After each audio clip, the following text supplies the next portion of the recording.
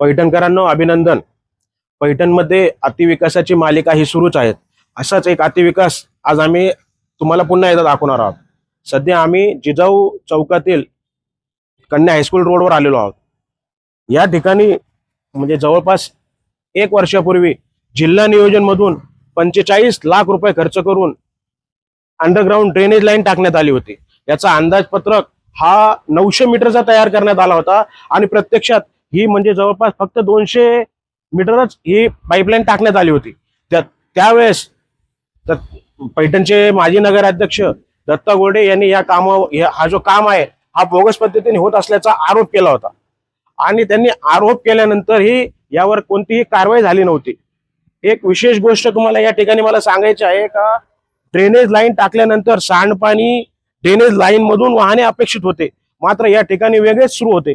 या ठिकाणी drainage line टाकल्यानंतर सांडपाणी ड्रेनेज लाईनच्या आतून नव्हे तर वरून वाहत होते.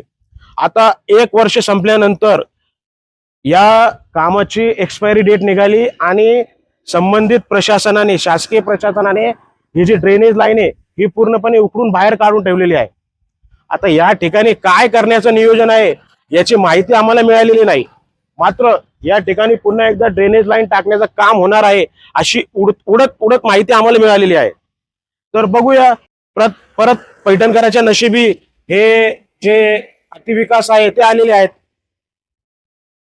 एखाद्या गावामध्ये विकास होत नाही, एखाद्या ठिकाणी विकास होतो आणि पैठणकर तुम्ही तर खूप नशिबान आहात, तुम्हाला अतिविकास बघायला मिळत आहेत. प्रतिष्ठान वार्ता न्यूज साठी मी चंदन लक्कड, पैठण.